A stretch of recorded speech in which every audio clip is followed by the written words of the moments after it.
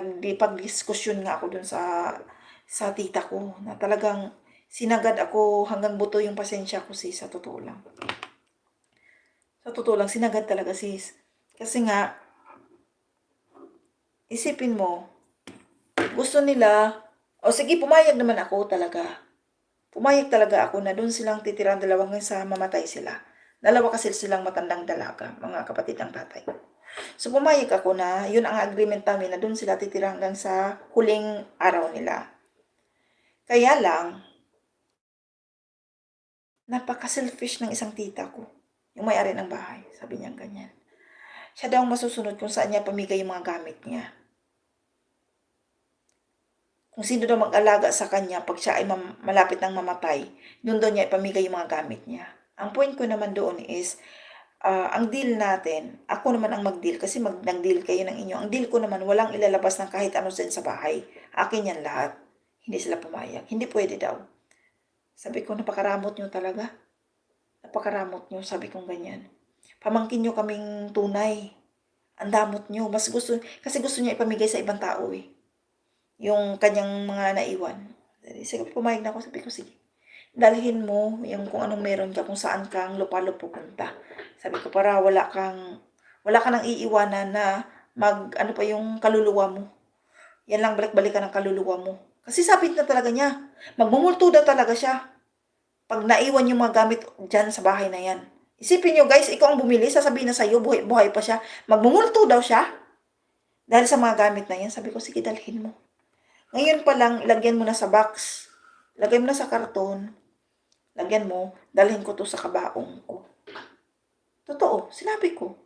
Kahit yung isang tita ko, kasi sabi ko, napaka-selfish mo. Isipin mo, may isa ka pang kapatid na maiwan. Bakit magsabay ba kayong mamatay? Di naman eh. Isa yung mauuna. Oh, swerte lang pala kung yung isang tita ko, yung bunso mong kapatid, ang mauna. Mahuli ka. Kasi ang balak talaga niya, ipamigay talaga niya yung mga gamit niya pag siya nagkasakit na. So, ibig sabihin, yung maiwan, walang gamit. Gets nyo guys? So, nag-gets nyo yung feelings ko. Sabi ko, ang damot mo naman, may kapatid ka pang isa eh.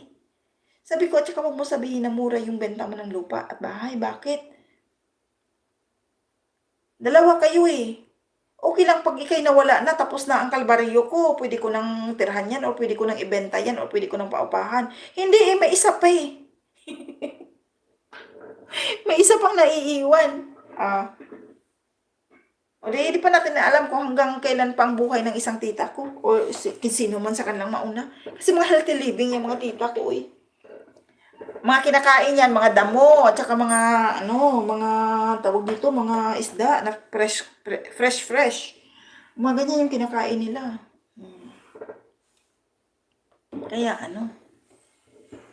sa akin naman, sabi ko yun yung kaya ko itulong nila. Kaya lang, alam mo bang napapurok talaga ako. Kaya sabi niya, nanunumbat ka dahil sinusuportahan mo kami. Ganyan, sabi ko, hindi ako nanunumbat. Ang gusto ko lang, makita rin yun naman na maging grateful din naman kayo na somehow, somewhere, tumulong din naman ako sa inyo. Hindi naman ako yung klase na Sabi niya, yung mga pinsan mo nga na tumulong sa amin, hindi nga nangungwenta na ever since tumutulong sila. Sabi ko naman, natural sila yung mga paborito nyo. Sila yung mahal na mahal niyo. Kami, hindi nyo na kami tinutulong ng mga totoong pamangkin. Sa totoo lang guys, ganun ang danas namin sa side ng tatay ko. Totoo yun. Then ngayon, ang kinainis ko palalo kasi sabi niya, kung hindi nga namatay yung nanay mo, kasi nga, nung namatay nga naman yung nanay ko, lahat ng para sa nanay ko, binigay ko sa kanila. Yung suporta ko sa nanay ko, nilipat ko sa kanila. Sinumbatan ba naman ako? Kung hindi nga namatay yung nanay mo, hindi nga ka nga magsuporta sa amin eh.